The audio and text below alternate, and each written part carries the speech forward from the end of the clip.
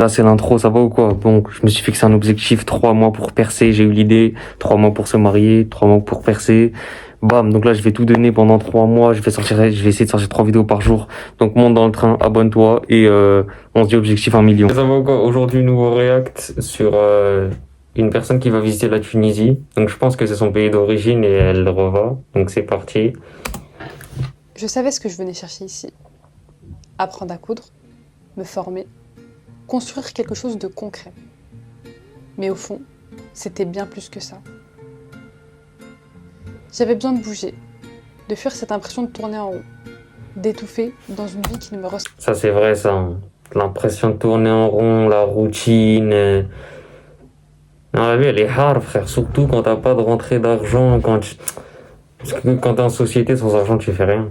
Semblait plus. Alors j'ai pris mes affaires. J'ai dit au revoir et je suis partie. Mais tu vois par exemple pour dire au revoir je suis parti, bah faut de l'argent pour ça aussi. Un pays que je connais, sans Un drapeau de la Tunisie, on voit si les Tunisiens sont fiers de leur pays. vraiment le connaître. Un retour aux sources avec beaucoup de questions et aucune garantie de trouver les réponses.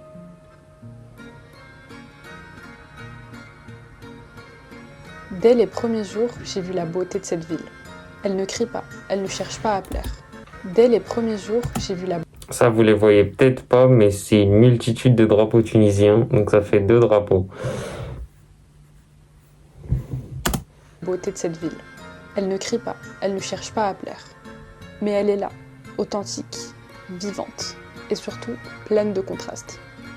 En fait, c'est un petit peu comme si j'avais redécouvert la Tunisie, avec les pleines de contrastes. Franchement, grosse force à ces vendeurs, hein. Ils se lèvent le matin. Vous savez qu'ils savent pas combien ils font partir, ils savent pas, tu vois. Ils sont là, ils restent toute la journée parce que tu sais, faut pas rater un client. Ils ouvrent le plus tôt, ils ferment le plus tard. Faut pas rater de client. Et chaque jour, ils ramènent le pain comme as. Ils recommandent l'offre et la demande. Il faut plus de ça. En fait, c'est un petit peu comme si j'avais redécouvert la Tunisie, Donc ça fait 3 drapeaux de la Tunisie. avec les yeux d'une étrangère et le cœur d'une fille du pays. Découvert la Tunisie, avec les Ça, attendez, ça, je crois que c'est la cathédrale où les gens vont visiter en Tunisie, je crois. Et c'est sur la grande place connue. Tout le monde la connaît, cette place en Tunisie. d'une étrangère et le cœur d'une fille du pays.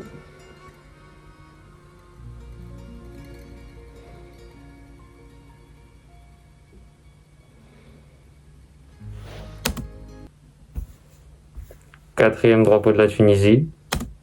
J'ai vu les rues vibrer, Voilà, c'est cette place-là que je vous disais, elle est très connue en Tunisie. les cafés pleins à craquer. Non, non, non, J'ai vu les rues vibrer, les cafés pleins. non, non, non, ça, attention à ça, hein. Shirk, ça c'est le plus grand péché, c'est le pire péché en islam. C'est du shirk, hein. Prenez-y garde, hein. Ne croyez pas que cet œil-là vous protège, il vous protège de rien du tout. C'est du shirk, c'est le pire péché en islam, hein. N'ayez pas ça chez vous en pensant que ça vous protège, cassez ça, cassez les amulets, tout ça, là, croyez pas en cet œil. Et plein à craquer. Les appels à la prière au coucher du soleil. Ok, donc ça c'est la mosquée à Tunis, donc la capitale. J'ai ressenti quelque chose de simple, de vrai.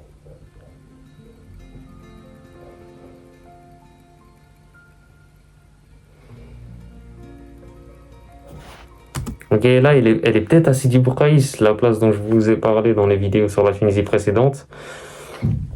Là pour l'instant tous les monuments qu'elle a montrés, les rues, c'est tellement beau.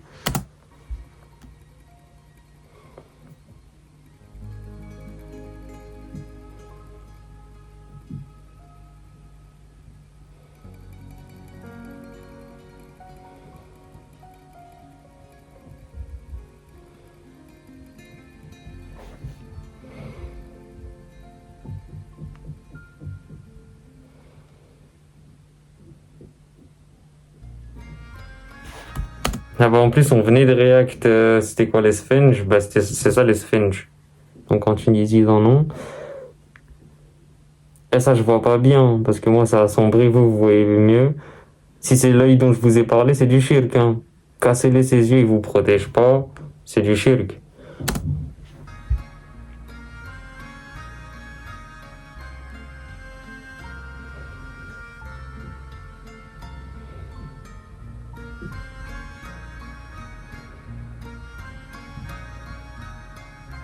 J'ai commencé ma formation en couture, avec à peine les bases, mais je savais que c'était là que je devais être.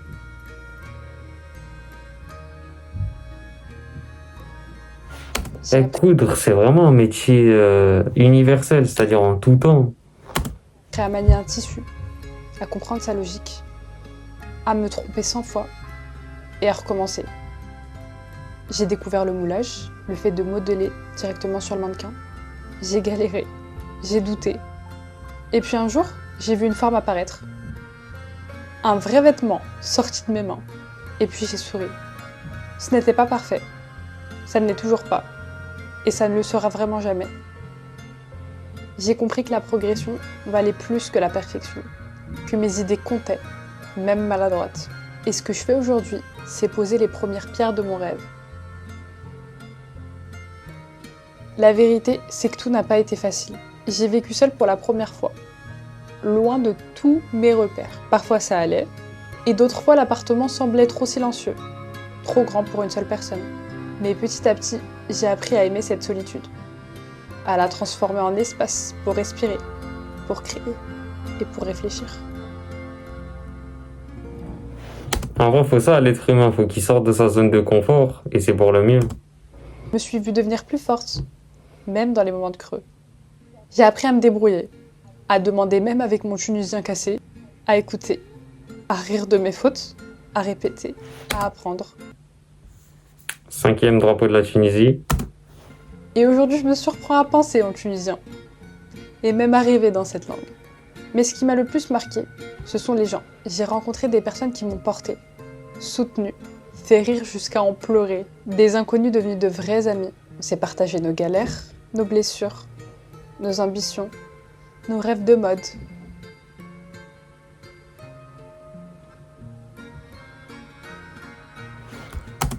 Attendez. Ça, c'est le couscous au poisson qui fait tant polémiquer. Il y en a qui aiment, il y en a qui aiment pas.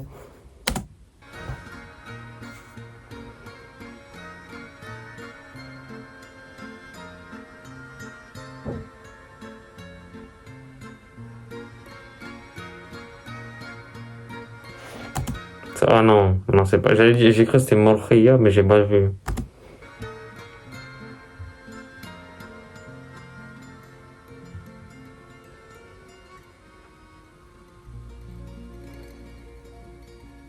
Et puis un jour, c'était mon anniversaire.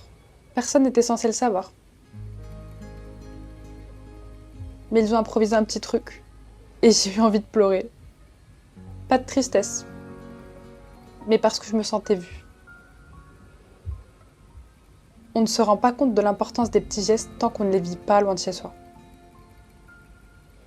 En vivant ici, Alors, franchement, en vrai, c'est beau ce qu'elle a réussi à faire. Elle s'aventure en Tunisie toute seule. Elle se fait un appartement. Et puis, elle arrive à se faire des amis. Surtout qu'il y en a qui pourraient se croire que dans un autre pays, c'est facile de se faire des amis. C'est plus dur. Surtout qu'elle a dit qu'elle avait un Tunisien cassé. C'est encore plus dur, plus dur, plus dur. j'ai aussi vu les choses autrement.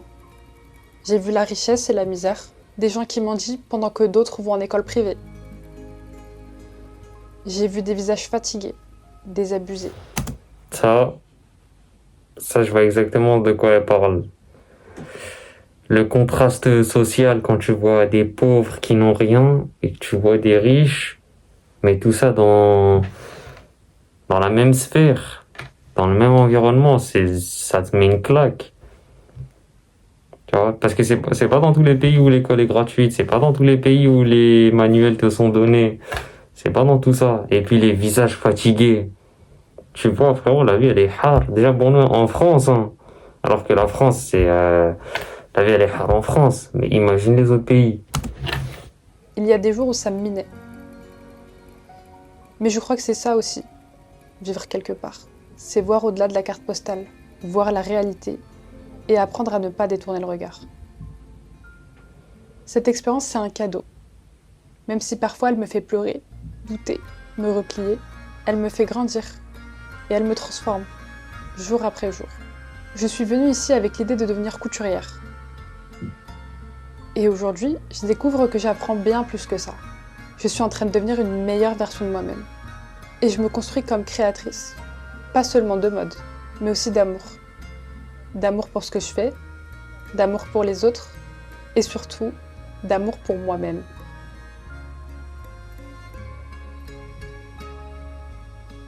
Et si j'ai pu traverser tout ça, c'est parce que je ne suis jamais vraiment seule. Évidemment, c'est le Très-Haut qui jusque-là m'a guidée dans l'ombre, relevé. Le Très-Haut, c'est un des noms d'Allah qui...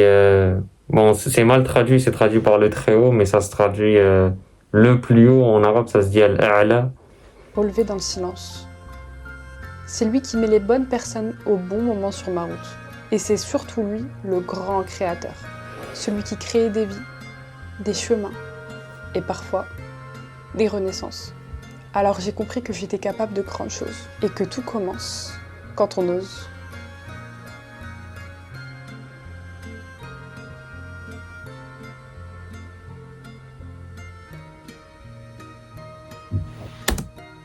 Septième drapeau de la Tunisie.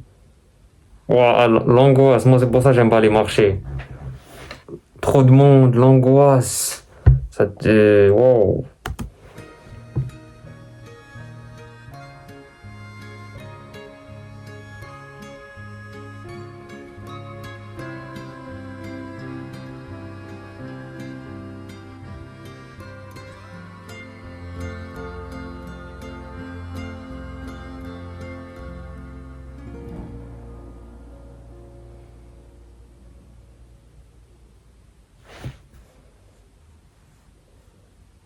Ok, c'est la fin de vidéo. On lâche le petit pouce bleu. Franchement, très bonne vidéo, très belle immersion. Vous avez vu la voix qu'elle prend avec le fond sonore qu'il y a derrière? Ça fait délire ancien. Tu sais, ça me fait penser aux anciens films, aux anciennes citations, aux anciens... Ça fait penser à un délire ancien. Ça fait penser à un délire... Tu sais, quand les femmes, elles avaient leur coupe à l'anglaise, là, touffe comme as, mais stylée. Comme as, elles prenaient le train. Ça me fait penser à ça. Des générations Edith Piaf et tout. Vous avez capté le délire. Avec la sonore, on dirait du Mozart. Ça me fait penser à ça. Très beau paysage, d'ailleurs, on a vu. Le nombre de drapeaux tunisiens, 6. Le record est de la Libye qui est 2. 9. Enfin, dis-moi ce que t'en as pensé en commentaire. Lâche les pouces bleus et nous on se revoit prochain.